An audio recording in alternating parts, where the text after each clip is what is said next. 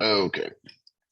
So this is statutory required disclosures. What are statutory required disclosures? Those are the disclosures that are required by law. So we cannot bypass the need for these disclosures. There's only about 7 of them.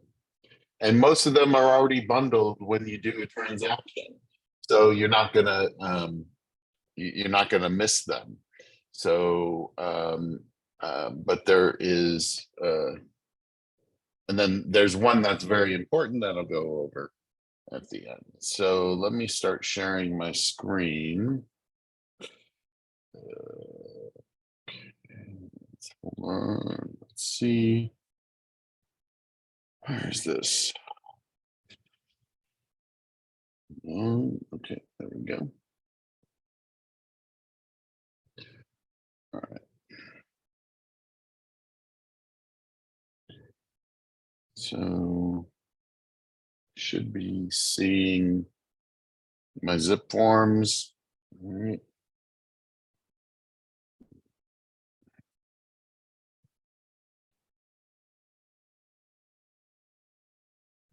Okay. We've got so many things here now that are in the way. Sorry. Okay.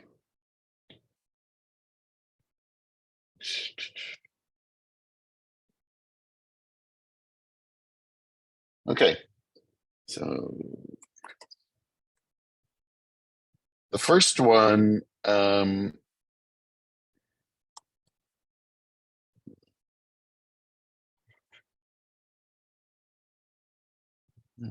on. Why am I not seeing this?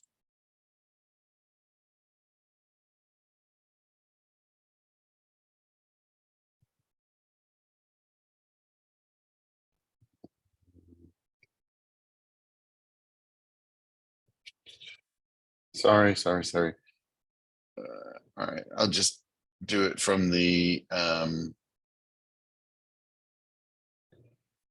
RPA. Okay.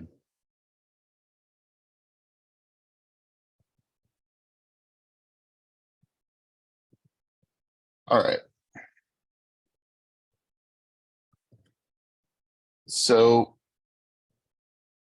here's the first one that I'll talk about is it's the Fair Housing and Discrimination Advisory. This is a statute required advisory. It talks about the protected classes about that exist not only in federal law, but there also are protected classes for state law. There's 12 or 13 federally, and there's 20 some statewide. So this is an advisory that we do not discriminate against people and with these protected classes.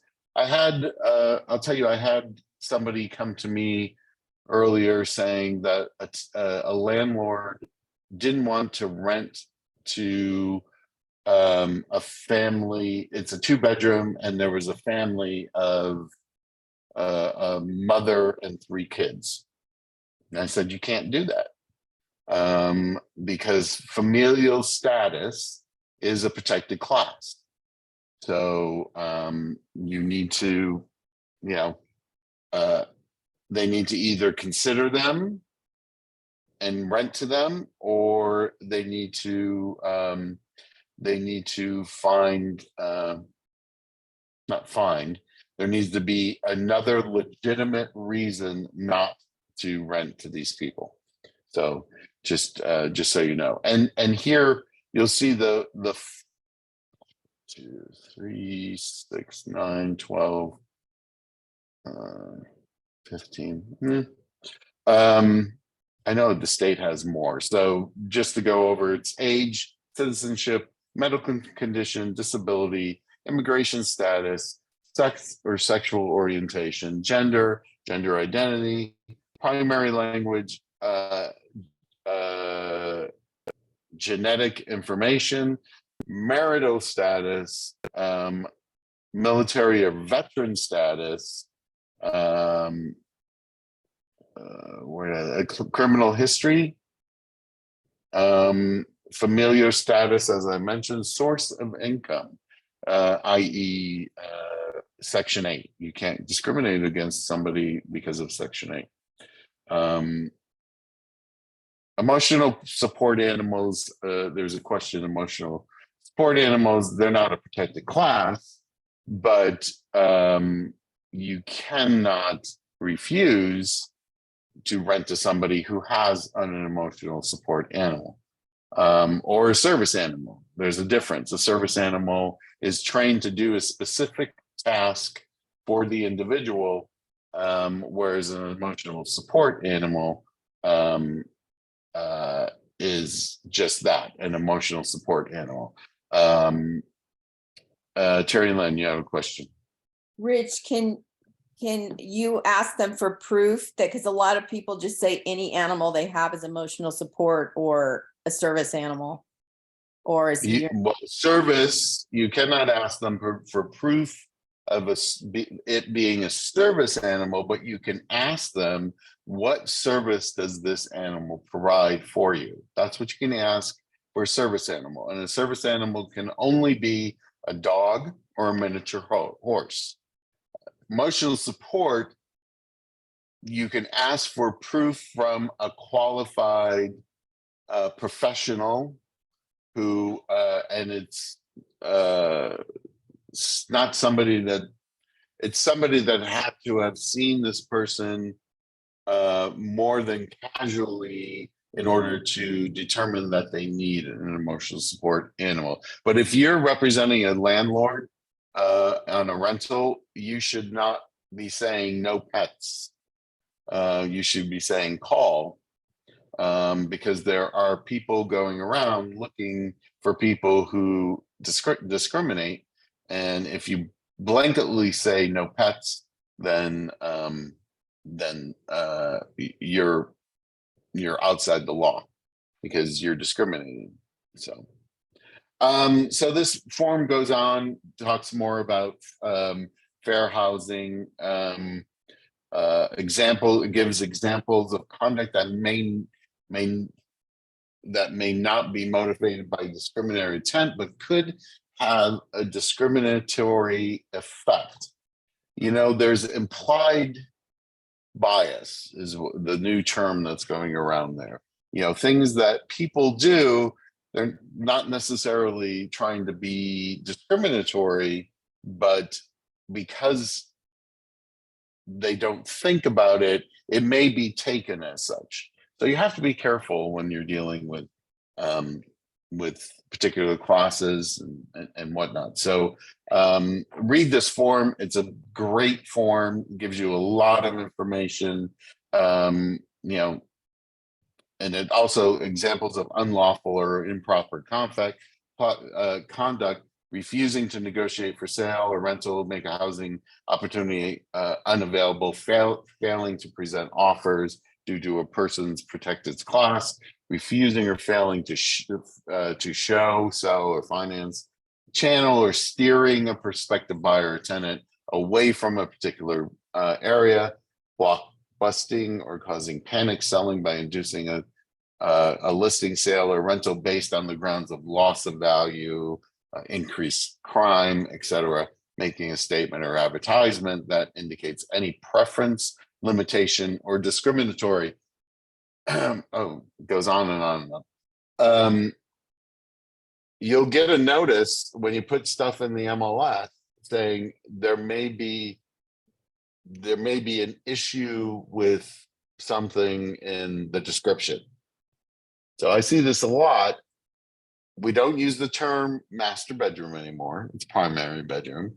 We don't say walking distance from anything. Walking distance to the boulevard. We don't say that. You can't say that anymore because that's discriminatory, because there are people who can't walk. So you have to choose your words use your noggin a little when you're choosing your words, when you're describing a property. So, so like I said, read this form. It gives you a lot of good insight into fair housing and discrimination. And I highly recommend going to nar.org or .com, NAR's website, and take the Fair Haven test. It is eye-opening about how certain things can be looked upon as discriminatory. So that's the first. This is a statutory required disclosure, the Fair Housing and Discriminatory Advisory. That's the first one. I'm going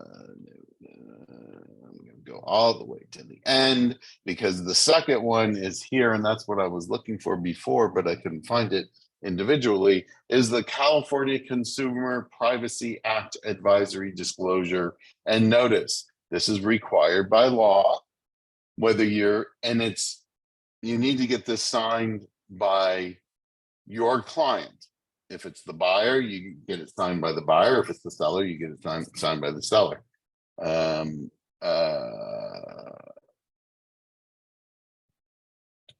Joan, it's the Fair Housing Advisor. So just all you have to type in is fair housing and it'll pop up. So and it's attached to everything that you really need. So once again, California Consumer Privacy Act Advisory. Basically, it's informing a consumer, and your client is a consumer, that we take information, the MLS takes information about them, because public information is who the seller is. Then once the buyer becomes a seller, that becomes public information. That information is all out and distributed into the MLS. So this is the form advising the consumer that some information is obtained during a transaction, and for the sake of the transaction, it is distributed amongst different entities. Title company has it, escrow has it. If we were a bigger company, there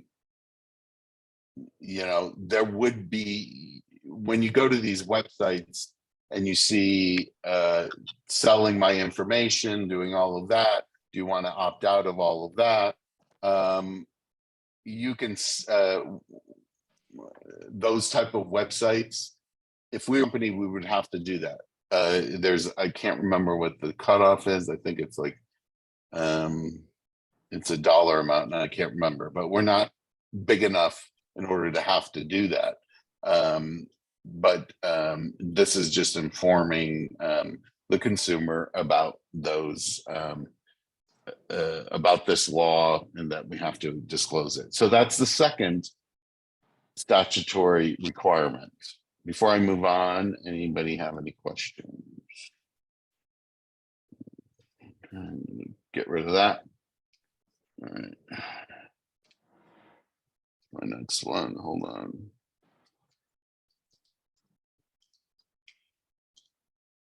Hold on, sorry.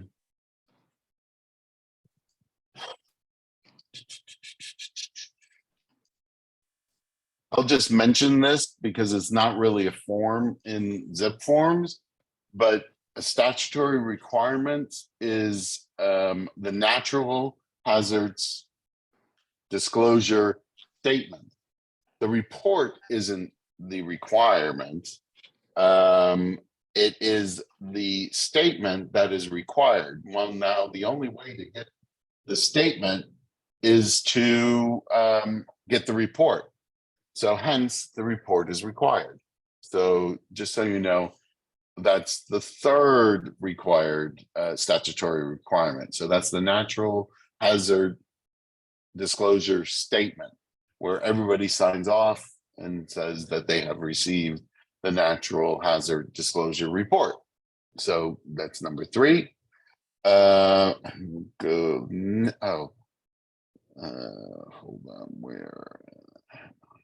hold on.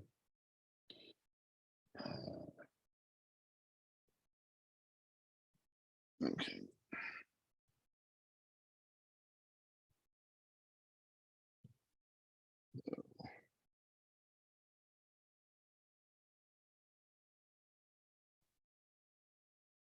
Okay, so the next one is the Fair Appraisal Act. No, this isn't it. Wait, sorry, hold on.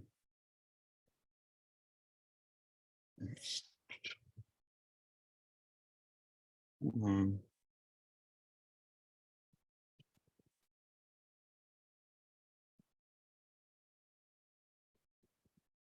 Is that it? That is it. I'm sorry. I was right. So the Fair Appraisal Act addendum, which is attached to any offer.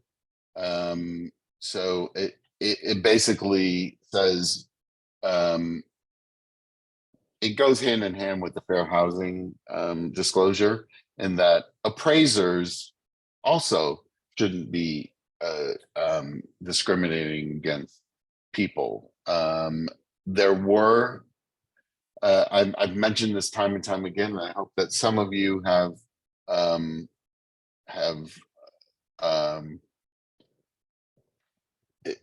I hope that some of you have looked into this. There was a report in New York that was done by I think it was called it was done by Newsweek. Watch it. It's eye-opening about the discrimination that goes on. You may think that it only goes on in New York. It doesn't. It goes on everywhere. And it was appraisers who were appraising the same house. The only difference that was made is that there were the photos of the family were changed. One was a white family, one was a black family. And though that's the very same house was appraised differently. So this is what came about because of it. And that is the Fair Appraisal Act addendum, which is attached to every offer that is made. So it's already attached, but just know that this is required by law. Every disclosure that I'm talking about is required by law. So we've gone over the consumer protection program. We've gone over the fair housing advisory. We've gone over the natural hazards disclosure statement that is required, and now this fair housing appraisal. So we've gone over 4 of them. So any questions about this form? Rich? Okay, yes. Rich, how many total disclosures are there statutory?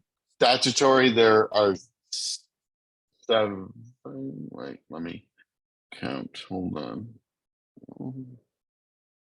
I can't get rid of this. Okay, there we go. Hold on. I've got to move around my laptop. There is 1, 2, 3, 7. There's 7. So Thank you. sure. And then the next one, what is the next one I'm going to talk about? Let's see. So there's 3 more, and the next one I'm going to talk about is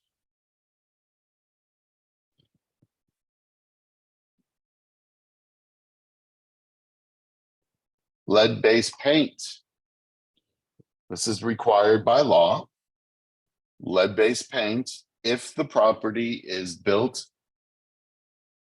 if the property is older than 1978, then this form needs to be used. So anything 1978 and further, It does not need to be used.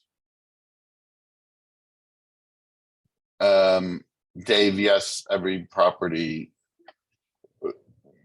Yes, these 7 statutory disclosures are required for every property, but obviously there is a caveat to this one because if it's after 78, it's not required. But if it's pre-78, this is required, and it talks about lead-based paint.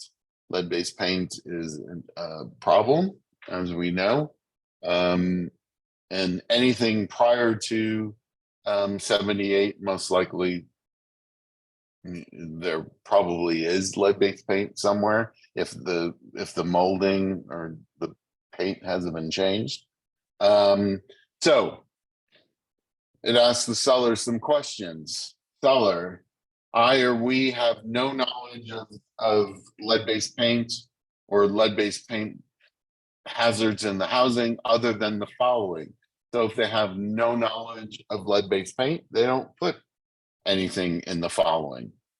And if they don't have any reports, then they don't write anything there either. So so that's it. They've changed this form over the years. It used to be, did you do any renovations, and did you use a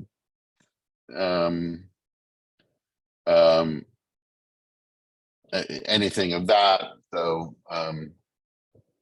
So Michael's asking if there was a major renovation after November of 78, is lead-based paint still needed? Let's look at the title of this. The title of this, pre-1978 housing sales, leases, and rentals. That would tell me, yes, Michael, it is still needed. If it was, you don't know who renovated it, you don't know when it was renovated, you don't know how extensive it was renovated. Just use the form if it's 1978 or if it's older than 1978. And the seller doesn't have to disclose anything because they don't know. So that's that. There is, I will show you in a minute, there is a booklet that goes with this. And you should be emailing your clients these booklets, the earthquake booklets and all that. But this first page, the seller signs and attests to what they have disclosed. Then the listing agent signs that I've reviewed the information above and certified to the best of my knowledge that the information provided is true and correct.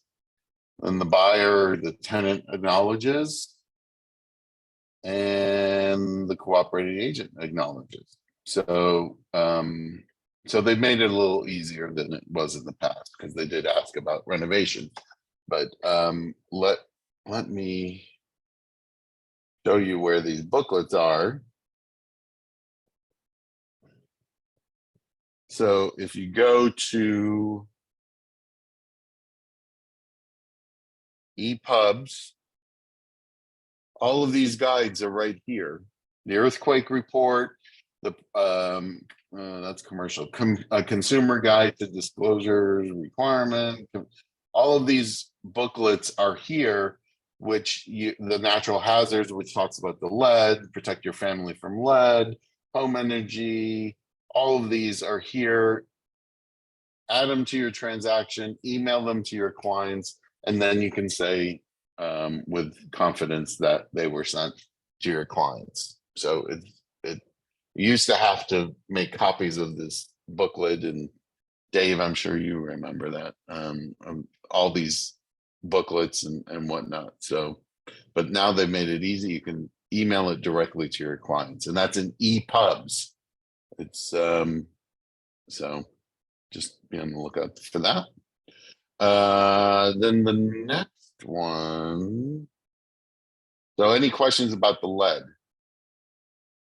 I have one. Sure.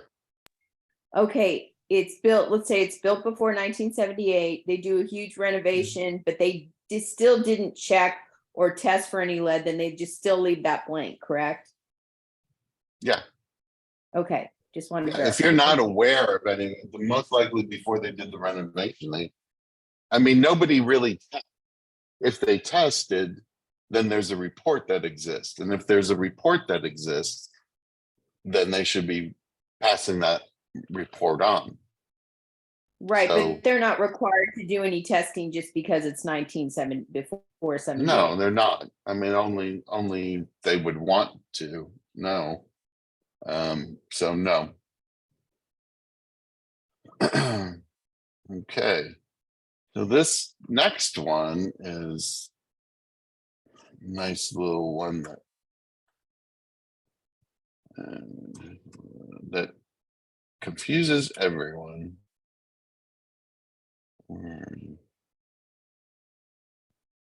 Now, why is this not?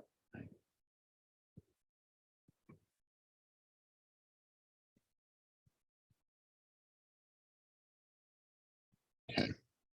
This fire hardening and defensible space, it's required. It's another statutory required.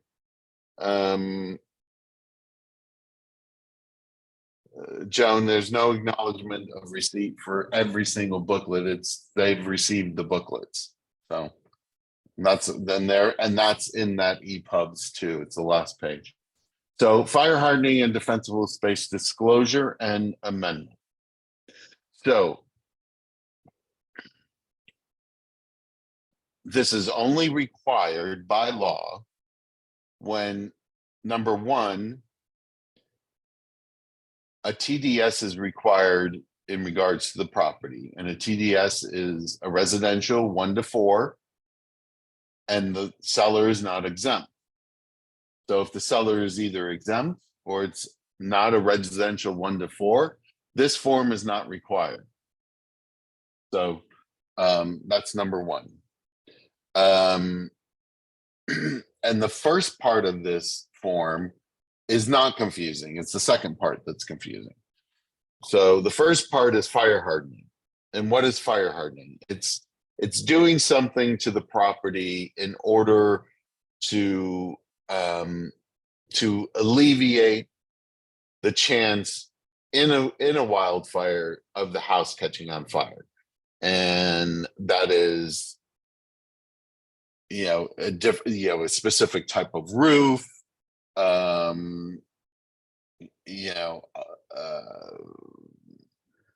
soffits that are open, all of this creates an atmosphere where it puts the house in danger. So it asks the seller some questions. It asks the seller about eaves, soffits, and roof ventilation. And if the seller is aware of anything, they would answer yes. So roof coverings made of untreated wood shingles or shakes. There still are houses with wood shake roofs, and unfortunately, good luck getting insurance on those. But anyways, so the homeowner fills this out. It answers these questions in section 2. Now, once again, this form is only required if it's in a high or very high fire severity zone. Now, on your natural, and you find this out from your natural hazard disclosure report, and it will tell you whether the property is in a high or very high zone. But there is confusion because there are several different maps. Some are by the state, and Alan, an agent cannot refuse to show any property. As an agent, I wouldn't refuse to show any property. So just to answer your question, my advice to the landlord is get as many applicants as you can, and rent it to a more qualified individual. Okay, moving on. So once again, high, very high. There's different maps. There's one for state, there's one for county, and there's one for local. So if it falls, it may not fall in a high zone for state, but it may fall in a high zone for county or local. If it falls in a high zone in any of those areas, in any of those maps, use the form. That's that's the best advice I could give a seller, or you could give a seller, is if it shows it's in a high or very high zone in any of the maps, then use the form. Talk to your NHD representative. If you have problems, if you have your seller talk to NHD representative, if there is any confusion about high or very high zone, whether it's in or out, or this is needed. So you shouldn't be making this determination. Just refer them to the NHD representative. Now, first off,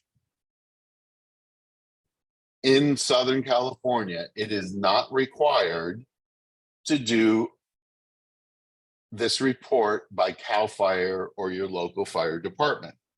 This is not required. So there is only an ordinance that we know of, like in Truckee, that it is required that this is done prior to close of escrow. Down here, it is not. So any option here that says that it is required is not. That's not the correct option. So let's look at this.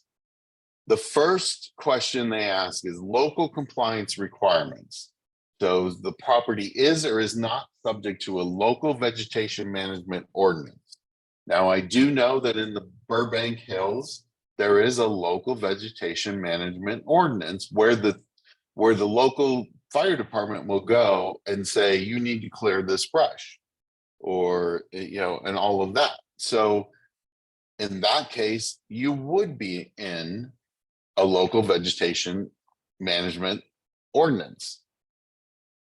So then the next section, that's section A. Section B, seller representation of property compliance with the applicable state defensible space requirement or local vegetation management ordinance at the time the seller's signature. The very first, it defaults to seller is unaware of whether the property is in compliance with the applicable state or local defensible state law. Seller does not have a report prepared by an authorized defensible space inspector. That's what it defaults to. So if the seller is not aware whether they're in compliance or not, and they don't have a report, you leave it at that. The number two is property is in compliance. Now, you would only check this if you know that it's in compliance with the state and local defensible space law. If only state law applies, seller must have obtained compliance within the last 6 months, meaning they must have done that report within the last 6 months. So if they don't have that report in the last 6 months, then you wouldn't check that box. Number three, property is not in compliance with the state or local defensible space law. If seller has or agrees to obtain a report, seller shall deliver such report to buyer within three days after seller's execution of this form. So that's only if the seller is agreeing to have this done. So that's the only time you would check that. 3C, buyer and seller agreement. So the buyer's responsibility, no local ordinance, buyer shall obtain documentation of compliance about the defensible space law within 1 year of close of escrow. So that's what it defaults to. Once again, it defaults to that there's no local ordinance. So if the seller is not aware of a local ordinance, then the default is it's the buyer's responsibility and they need to do it within one year after close of escrow. The second option is buyer's responsibility.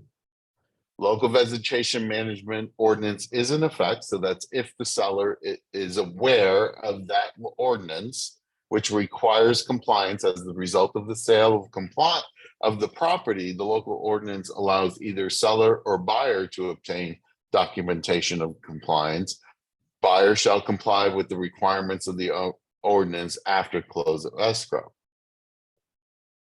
So that's the second option, that there is a vegetation management ordinance in effect. Third is local vegetation maintenance ordinance is effect, which does not require compliance as a result of the sale of the property. So since there is no law on the books presently that prior to close of escrow, you have to show that this is in compliance, I would never check number 2. Just saying. So, so number 3, there is a local ordinance which does not require compliance as the result of the sale of the property. Buyer shall obtain documentation within 1 year. All the rest say it's the seller's responsibility, and it is not the seller's responsibility. So I would never check 4, 5, or 6 because it's not the seller's responsibility at this point. So, if there is reports, you would put them in D. And if you have a final inspection report disclosure, the seller is attainment final, you would use 4. And that's this form. That's it. It's not really that complicated when you think of it in these terms. That number 1, there is no responsibility for the seller to do this report prior to close of escrow in Southern California. It's just not required. And any listing agent that says it is, or any buyer's agent that says it is, it's wrong. So does anybody have any questions about this form? Rich, so basically they Yes. don't have to, they're not required to do this form. So why is it statutory? Well, they are required if it's in a high or very high fire. Oh, so I didn't understand what you were saying. They're then. not required to do the report that says Oh, the they're report. in compliance. Got you. Okay, sorry. Yes. Right. Anybody else? Any other questions? Okay. I'm going to move on. I'm going to get rid of this. Because I think I've done everyone except yes, and yes. So the only one left is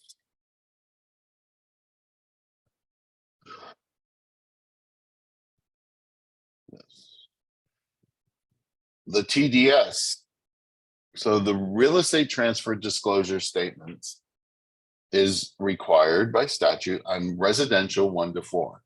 If it's more than 4, it's not required. It is a seller is exempt if it's a trust and it's the surviving trustee that is selling the property, not a husband and wife who put their property in trust and are living in the property or even renting the property. Just because they haven't lived there doesn't really exempt them from doing this TDS, because they have knowledge of the property because they've been renting it, they've been maintaining it. So that doesn't exempt them from the TDS. If it's bank owned, it's exempt. If it is a bankruptcy, it's exempt. If it's probate, it's exempt. So those are the only instances where this form is exempt. So you fill out all the information of where the property is, date it, It's important that you date it. And then you're going to go this substituted disclosures. You're going to check no substituted disclosures. Just because they may have inspection reports from a previous sale, that doesn't satisfy a substituted disclosure. The only way that they can get out of this is if they hire an inspector to basically go through this form and fill it out and address everything on this form. So just fill out the form to the best, just have the seller fill out the form to the best of their knowledge. So no substituted disclosures. And then we go, seller is or is not occupying the property. So that's the first question. Next, you just check off everything that this property has that's listed here. And once again, you cannot fill this out for your client. The client has to fill this out themselves. You can, there's discussion about, okay, the client is not computer savvy, they're not kind of, they don't really, I don't know, I don't want to say it this way. They're not computer savvy. If they have, I would recommend that they have somebody with them, a child, you know, a neighbor, an adult child, helping them fill it out. But you cannot fill this out for them, because when there's a lawsuit, you don't want them saying, well, I didn't fill it out, she filled it out, or he filled it out. So that's really important, that you are not the one filling it out. Can you discuss the TDS with them and help answer the questions? It depends on what you mean by help answer the questions. I mean,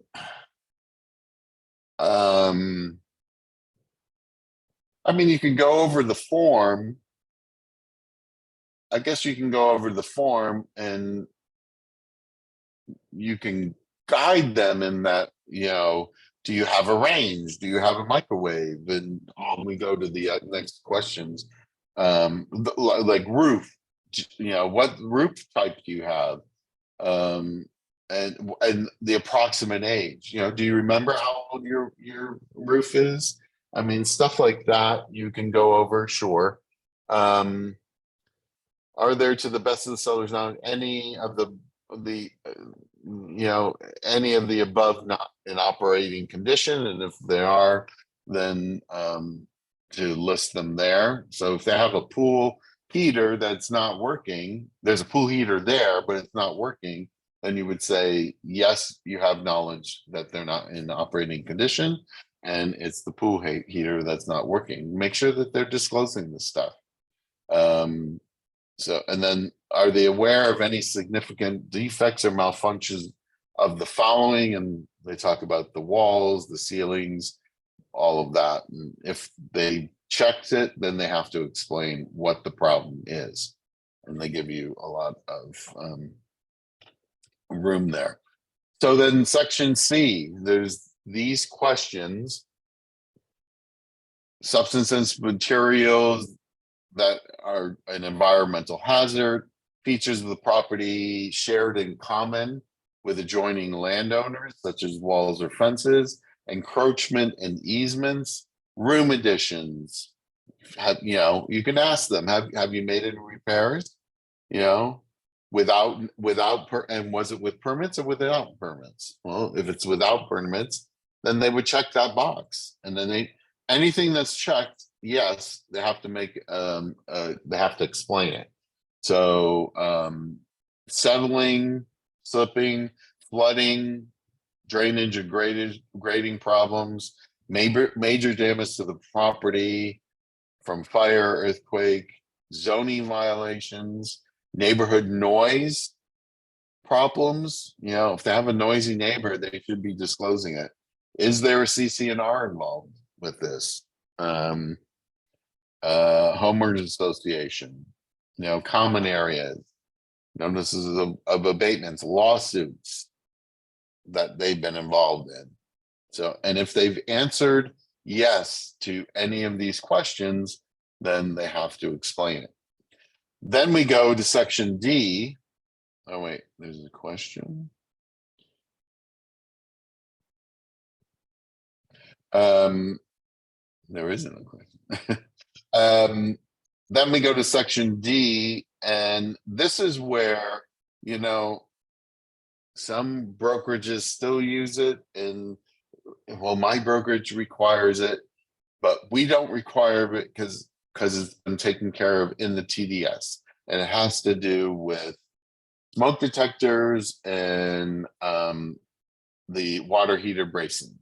So there used to be that separate form that the seller is certifying that there are smoke detectors installed and that the water heater is braced. This D1 and 2 certifies that. So, and then the seller signs it. Any questions so far on that, what I've covered so far? I have one, Rich. If somebody Sure. helps clients, the seller fill out the form, should we have a separate document stating my neighbor Phyllis helped me fill this out, and I'm signing to say that I've read and agree with her what she's written? Because if it's just like, oh, I didn't know my nephew wrote that, or I didn't know the neighbor wrote that when I filled it out, it just seems kind of concerning. It wouldn't hurt. I mean, I did like attach an addendum to it saying this, so and so aided, so and so in the, in filling this out. So, and have both of them sign. Sure, wouldn't be a bad idea. Hey, Rich, Yes. I've been using Glide. Glide is great. I love Glide. I just sent it out to the client and they haven't filled it out. Right. Glide, for those of you who haven't tried Glide, I strongly suggest you do. It is, your clients need to be computer savvy, number one, but it takes this form and what it does is it puts it in terms that are easier for the seller to relate to. They do it like a survey, and it's not filling out this, the way that they do it. If you haven't tried it, try it on, make up a fake property and just do it yourself to experience it, because it really is a great way to use it. It does your Avid also. It does all seller disclosures. So it will do your Avid too, which is easier, and it allows you to okay, Michael, I just answered.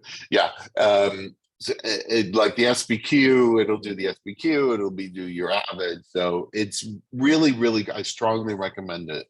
It was for a minute and a half a benefit that CAR gave us, and then they pulled out of it because Compass bought them and they thought it was a conflict. No, Glide is still around. And I don't care that Compass owns a part of it. It's still a good program, and I don't care about that. So anyways, so yes, try it, use it, and I think you'll be happy with it. So here comes for those listing agents, here comes the most important part for you to fill out here.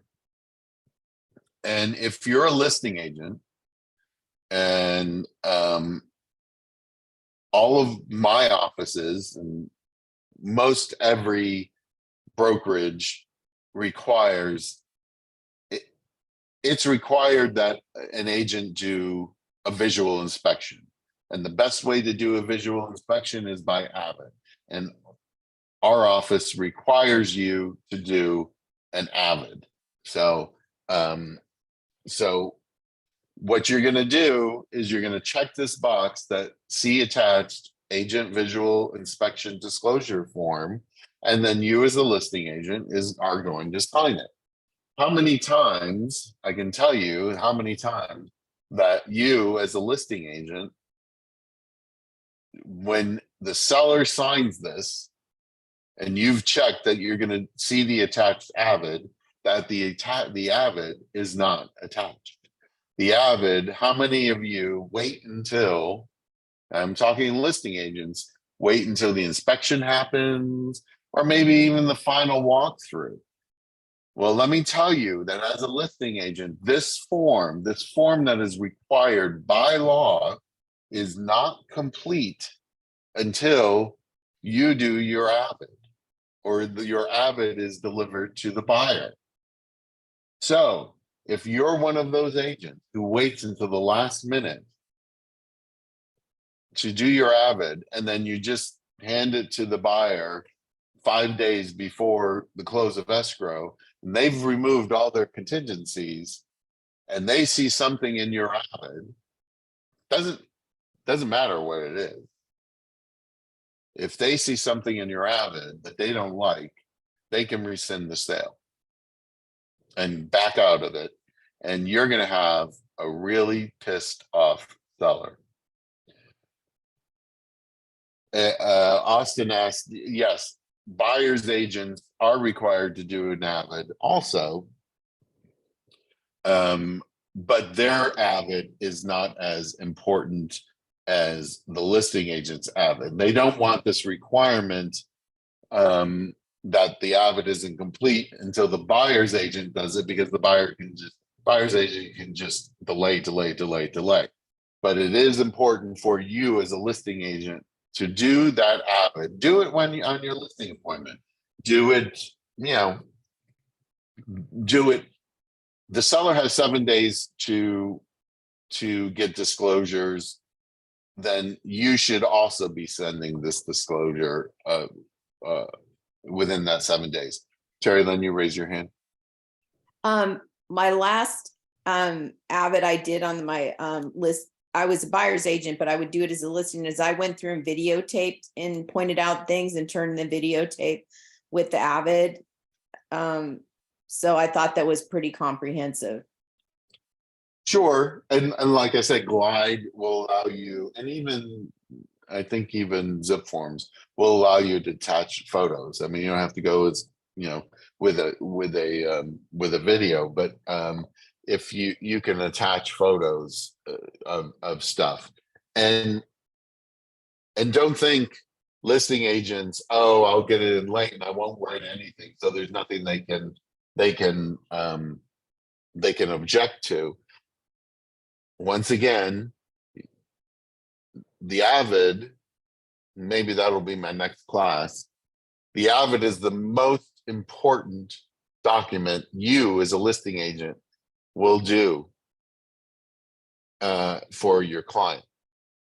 And because it's the first thing that a lawyer is going to pull and look at to see how extensive a job you did in doing your visual inspection of the property. Because they're going to ask you in a deposition, how long did it take you to do this? And you're going to say, oh, it took me 40 minutes. And if all you see, no, an avid is not required. And if all you wrote down is nothing noted, then they're going to say it took you 40 minutes to note nothing. So don't fall into that trap. You should take your time with it. You should be very comprehensive. You should really be doing the avid justice. So this is, and then the buyer's agent does theirs, and everybody acknowledges receipt and whatnot. So, and there's that. Buyers and sellers may wish to obtain professional advice and or inspections of the property and to provide for adequate provisions of the contract between buyer and seller. That's a good thing to say because, you know, even with our Avid, we don't make, you know, we're not inspectors. We're, you know, we don't do that. So, any more questions on the TDS? If not, I'll just show you what's required if a property is exempt.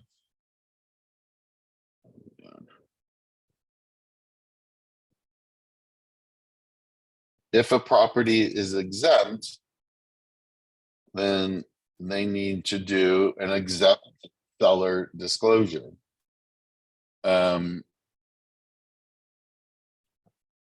Because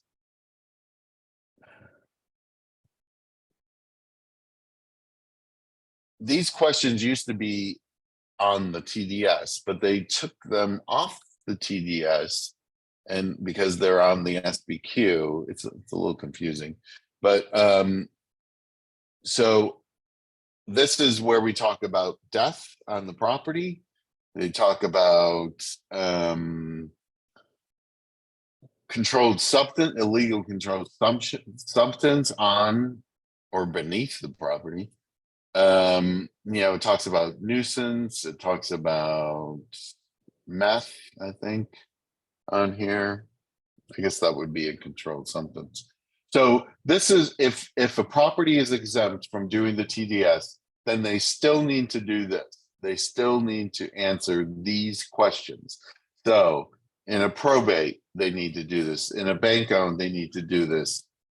But a lot of banks won't do it. A lot of, you know, a lot of probate attorneys won't do it.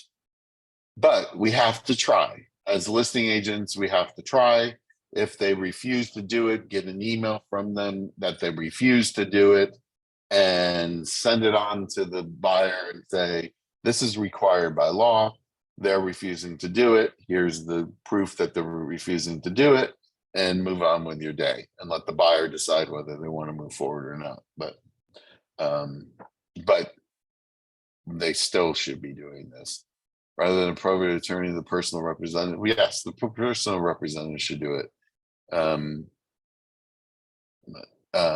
So those are the 7 required disclosures by law. We've gone through them all. Anybody have any last minute questions?